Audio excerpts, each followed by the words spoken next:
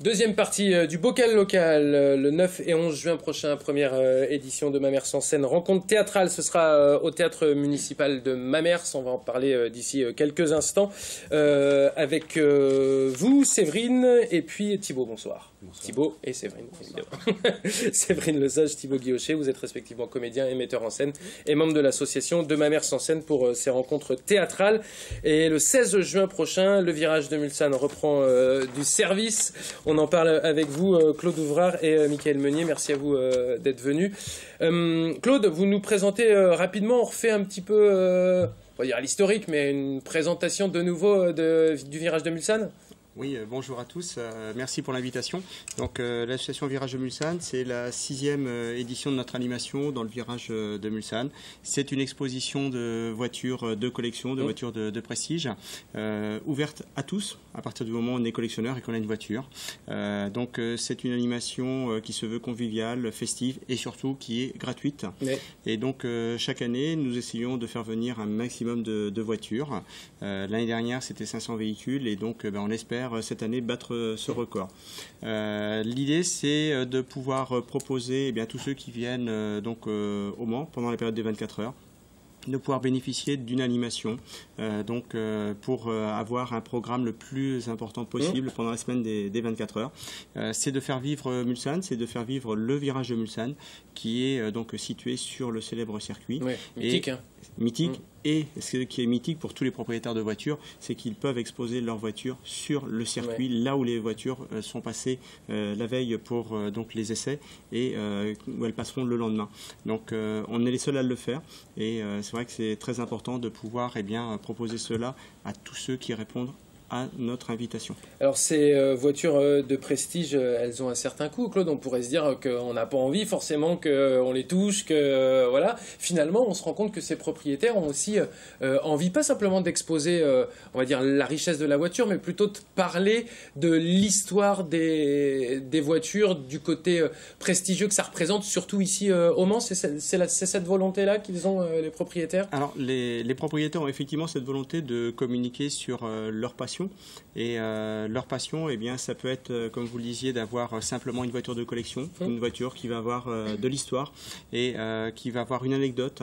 Et donc, c'est important de pouvoir communiquer là-dessus, mais c'est également parler du côté technique, de parler vraiment de mécanique.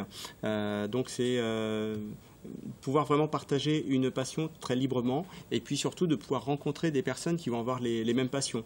Donc on peut s'extasier devant un modèle qui va coûter très très cher et on peut s'extasier à côté devant un modèle qui va nous rappeler des souvenirs, qui va nous rappeler nos enfances. Et évidemment avec les 24 heures des souvenirs, il y en a plein. Voilà. Donc nous sommes effectivement sur les voitures donc un petit peu, on va dire, entre guillemets de Monsieur Tout-le-Monde, mais pour autant chaque année on met un thème à l'honneur. Donc cette année, on a décidé que ce sera la marque Jaguar qui sera mise à l'honneur, avec des modèles effectivement qui vont être des modèles d'exception. Mais également, on essaie de faire le lien avec la course tous les ans et de pouvoir parler des véhicules qui ont fait la course.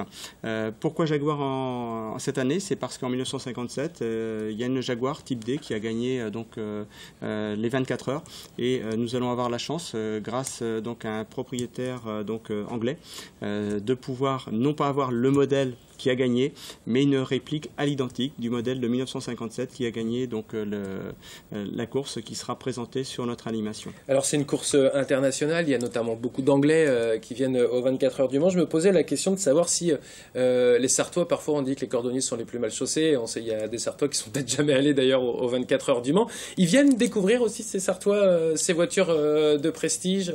Ils sont nombreux à venir? Alors ils sont nombreux et puis je dirais que si aujourd'hui nous sommes arrivés à la 6e édition, c'est surtout grâce à eux, parce que quand nous avons commencé en 2012 notre première exposition, il faut se le dire, on ne savait pas où on mettait les pieds, on ne savait pas comment toucher le public international qui venait au Mans, et donc c'est grâce à toute la population locale que on a eu un premier succès d'estime et que ça nous a mobilisés, motivés pour continuer. Et aujourd'hui, vraiment, ce qui nous fait plaisir, c'est de voir sur notre zone d'exposition un certain nombre de véhicules qui ne sont pas des véhicules français. Quand vous voyez les plaques étrangères, vous vous dites oui, ça y est, maintenant on commence à être connu à l'international. Je tiens à remercier d'ailleurs l'ACO qui rapidement nous a inscrits dans son programme donc d'animation et qui communique sur notre animation.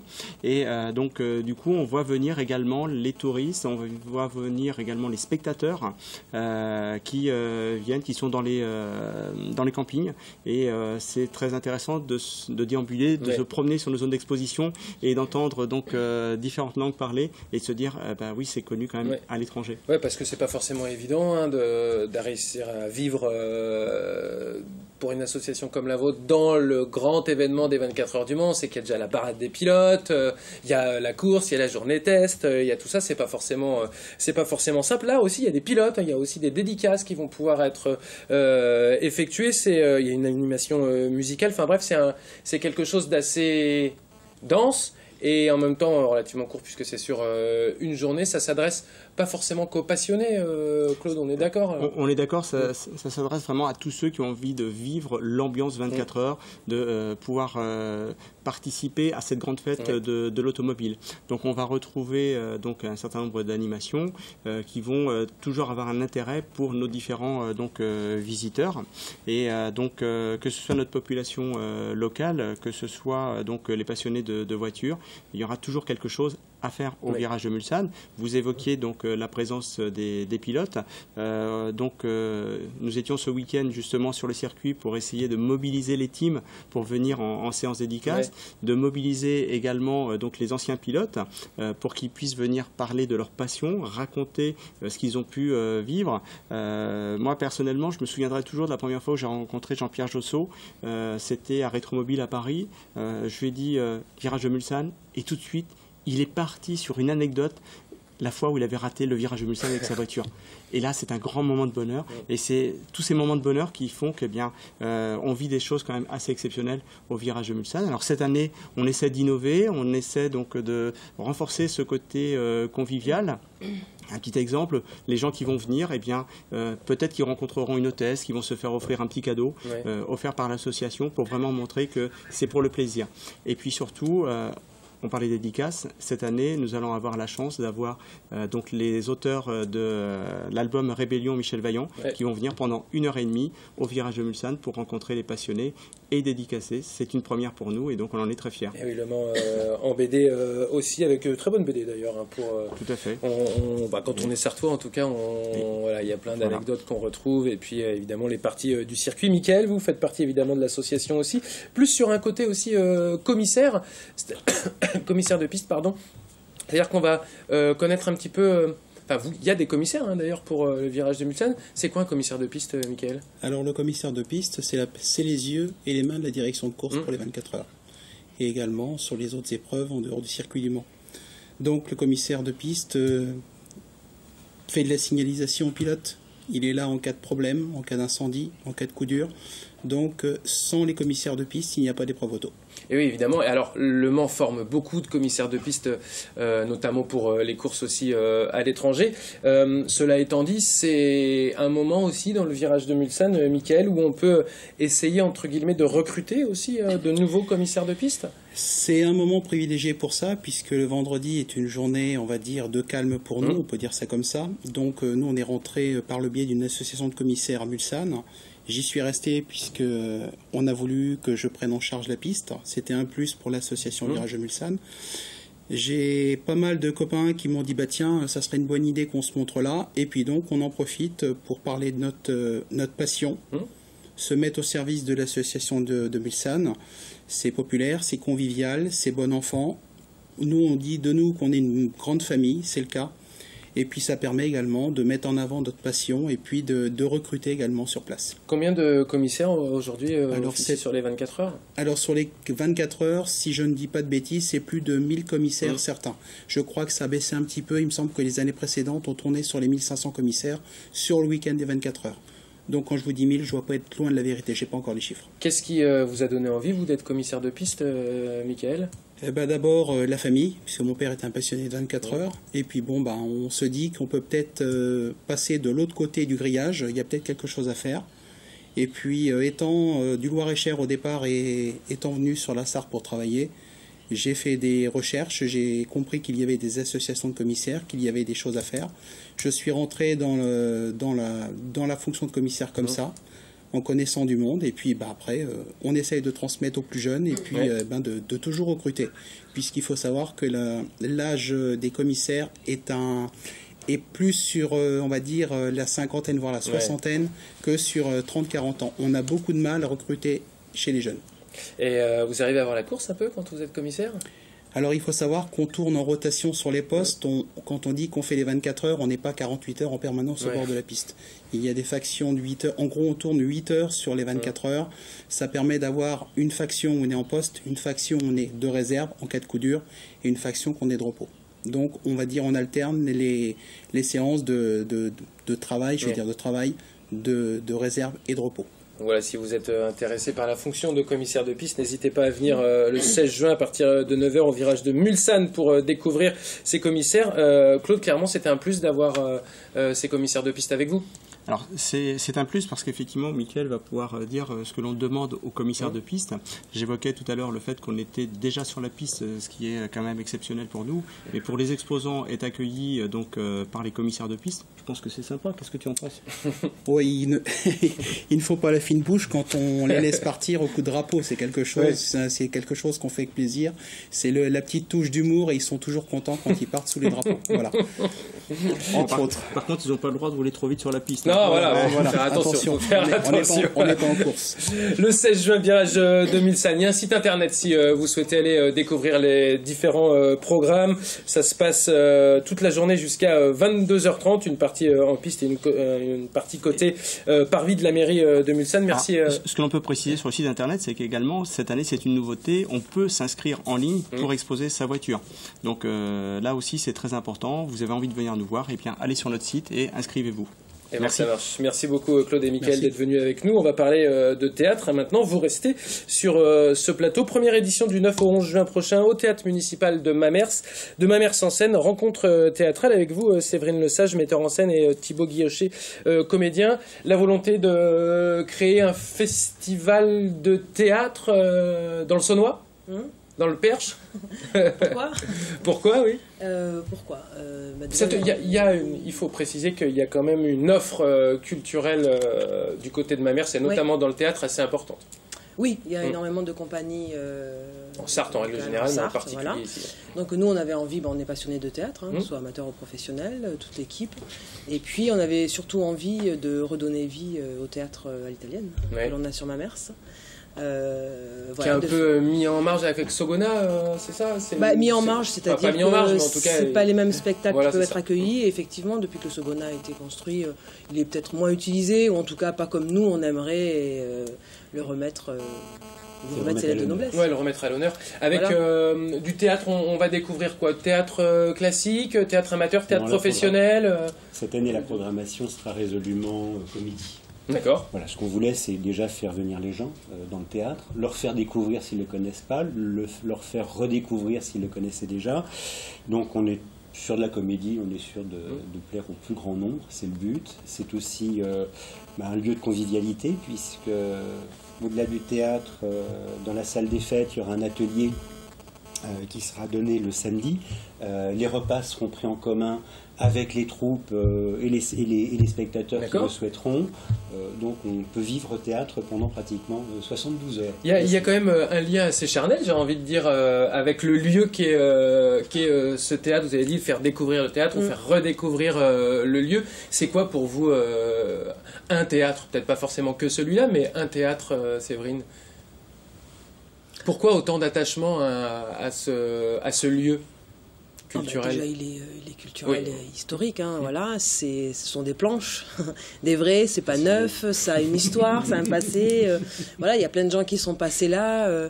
Voilà, il y a une structure qui fait que... mais sans tomber dans la nostalgie, on est d'accord. Non, pas du tout. C'est un truc qu'on voit plus beaucoup.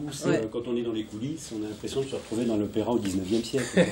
Donc, après, j'allais dire, c'est pas très pratique pour les yeux d'aujourd'hui, mais c'est adorable quand on est comédien amateur, comme on l'est, comme je le suis, c'est un truc génial, quoi. Si on se retrouve dans des loges comme on pouvait l'être à l'opéra.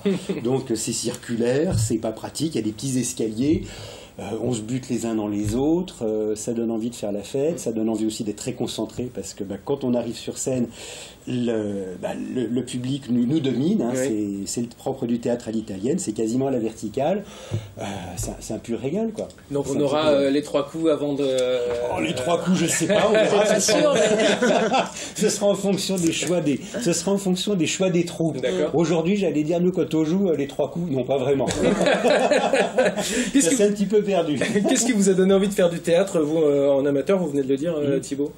C'était, j'allais dire, après, c'est un peu accidentel qu'on s'est installé au Mans en 2007. On était à côté de... Enfin, je ne le savais pas à l'époque, on était à côté de la Flambée. Ma fille a pris des cours de chant, et mon épouse m'a dit, tiens, ils font des cours de théâtre à Quai de Seine, tu peux t'inscrire si tu veux. Et puis, c'est parti comme ça. Hein. C'est parti en live, donc c'est un univers que j'ai découvert, que j'ai redécouvert un peu plus avec la revue de la Flambée. Et puis, à partir de là, le déroulement fatal pour moi, c'était d'aller vers le théâtre. D'accord. D'assumer des rôles, et puis de partager avec des troupes. Ça, c'est vraiment... Déjà, j'avais connu avec la revue, mais c'est de partager avec des troupes des répétitions, les émotions en coulisses, les plantouilles sur scène où on se sauve les uns les autres. C'est du... Voilà, j'allais dire, c'est un peu comme les 24 heures du Mans, c'est un esprit d'équipe. Oui, c'est ça. Avec un chef d'orchestre qui s'arrache les cheveux, qui n'ose plus regarder, parce que c'est... Et puis à la fin, qui nous dit finalement c'était pas mal. Parce que metteur en scène, c'est pas de tourpeau non plus, Séverine, parce qu'évidemment, on parle souvent du trac des acteurs, du stress avant de monter, mais le metteur en scène déjà réfléchir au projet, et puis alors le jour des premières, moi j'ai rencontré certains metteurs en scène, il fallait pas beaucoup plus leur parler que les comédiens qui allaient monter sur les planches. Comment vous le vivez, vous? Qu'est-ce que ça vous apporte, cette fonction, ce rôle, ce métier de metteur en scène? Beaucoup de stress avant, pendant et après. C'est toujours pareil. Mais après, c'est le plaisir de voir se créer une pièce comme on l'imagine. Parce qu'il y a l'écriture, c'est une écriture, voilà. Après, il y a le choix des comédiens. Donc, c'est vraiment trouver les comédiens qui correspondent à ce que nous, on veut mettre en scène. Et puis, c'est la naissance petit à petit de ce projet-là. On n'a pas parlé que ce festival était présidé par Jean-Paul Allègre. Petite présentation de ce monsieur, Thibaut ou Séverine. Jean-Paul Allègre donc, est un auteur dramatique, c'est l'ancien président de la SACD, mais au-delà de tout ça, c'est avant tout un auteur qui est certainement un des auteurs les plus joués en France, et sans doute aussi en France, en langue française dans le monde. Pas en langue française, il est traduit. Il est traduit. C'est quelqu'un d'absolument magnifique, c'est une personne magnifique qui est là aussi énormément sur le partage, qui a beaucoup de choses à raconter sur le théâtre. Il a une expérience quand même de pas loin de 40 ans là-dessus. Donc, soit en tant qu'auteur, soit en tant que président de la SACD. Enfin, c'est un régal. La SACD qui gère les droits d'auteur. Des auteurs-compositeurs dramatiques. Et donc, il a beaucoup de choses à raconter. Une sorte de SACEM du théâtre. C'est ça, exactement. Donc, il nous fait l'amitié. On l'a découvert, on l'a rencontré il y a 2 ans maintenant. Enfin, non, plutôt l'an dernier. On l'a rencontré l'an dernier. Donc, il nous a fait l'amitié de venir parrainer notre première édition. On en est extrêmement fiers. Un peu ému aussi. Et puis, on va dire que ça va bien se passer. On a 5 troupes amateurs, 3 troupes professionnelles, alors une troupe de théâtre professionnel, donc tout ça, les 5 troupes amateurs et la troupe de théâtre professionnel dans le théâtre municipal de Mamers. Un atelier théâtre dans la salle des fêtes de Mamers, qui est une salle là aussi à découvrir. Si les gens aiment le film Moulin Rouge avec Jean Gabin, il n'y a rien qui ressemble autant que cette salle des fêtes. Franchement, je pense que s'il retournait le film, c'est là qu'il faut le faire. Et puis, dans la ville de Mamers, il y aura des crieurs le samedi matin. Oui. Voilà, donc histoire de faire du raffut. Et puis des troupes de rue qui, là aussi, seront... pour aller au-devant du public, au-devant des Mamertins, et puis de ceux qui se baladent dans Mamers le samedi. Oui, c'est ça. C'est le but. Dans ce magnifique théâtre, on le rappelle, évidemment, et à Mamers, le choix des troupes, parce que, c'est la comédie, donc ça met déjà un critère, on va dire, de recrutement, mais ce sont des troupes que vous connaissiez déjà, avec qui vous aviez envie de travailler, vous avez reçu des projets, comment ça s'est déroulé? C'est un peu tout ça, c'est un peu tout ça. Mais certaines, Thibaut et Cécile sont allés les voir. parce qu'il fallait quand même les voir avant de les... Oui. Bon, après c'était sur dossier sur certains, mais il y en a 2 que vous connaissiez déjà. Le qu'on connaissait bien. Voilà. On a essayé de rester le régional. Enfin, régional, grande région. Enfin, grande région, parce que non, il y en a qui viennent de Bretagne. Il y en a qui viennent de Bretagne, de Brest quand même. Donc il y a des Bretons partout, hein, de toute façon. C'est la plus grande diaspora du monde, les Bretons. On a légèrement détourné la Loire. C'est ça. C'était pas grand-chose. Et puis il y a une troupe qui est la troupe professionnelle qui vient de Nantes, Didier Bafou. Qu'on connaît dans le coin. Oui, vous connaissez bien. Hein. Et puis une troupe qui vient de Chemillé, donc dans le Maine-et-Loire, et puis 2 troupes de la Sarthe, j'espère que j'oublie personne, et puis une troupe qui vient de Marly-le-Roi en région parisienne. Ok. Voilà. Donc une comédie anglaise, à l'anglaise. À l'anglaise, avec de l'humour britannique. Bah, c'est un régal, oui. British humor. C'est un moyen de soutenir nos amis britanniques par les temps qui courent. Oui, c'est vrai, exactement. D'ailleurs, vous parlez évidemment de ce qui s'est passé à Manchester. On en avait parlé ici dans cette émission. Je rappelle que la première édition de Ma mère sans scène et ses rencontres théâtrales, c'est du 9 au 11 juin prochain au théâtre municipal de Mamers. Comme l'a dit Thibaut et Séverine, si vous ne connaissez pas ce théâtre, allez-y rien que pour le lieu déjà. Après, évidemment, vous découvrirez aussi les différentes troupes et les différentes pièces, mais vraiment ce lieu est magnifique. En plus, le lieu, en règle générale, Mamers et le coin de Mamers, c'est plutôt beau, donc n'hésitez pas à aller découvrir. Où est-ce qu'on trouve le programme Alors le programme, comme celui-ci, se trouve à l'office de tourisme. On le trouvera aussi dès le vendredi. Il y aura une caravane devant le théâtre qui fera office de billetterie, qui pourra remettre les programme à toute personne qui le souhaite. Et je précise qu'on est très fiers et très contents d'être partenaires de cette première édition de Mamers en scène. Ces rencontres théâtrales 9-11 juin au théâtre municipal de Mamers et juste après le 16 juin direction le virage de Mulsanne pour une grande journée de fête autour des voitures de prestige. Merci à vous Séverine d'être venue ainsi qu'à vous Thibaut. On se reverra donc l'année prochaine pour la seconde édition. Le virage de Mulsanne, l'invitation également tient à vous, pour vous l'année prochaine. On va déjà laisser passer évidemment. C'est la 6e et pour vous la première. On aura l'occasion de parler des 24 heures du Mans d'ici quelques instants. On continue de parler automobile dans le bocal local avec Daniel Levoyer, le directeur de publication de La Vie Mancelle et Sartoise. Le numéro 451 vient de sortir avec notamment l'apogée et l'épopée DB aux 24 heures du Mans. A tout de suite.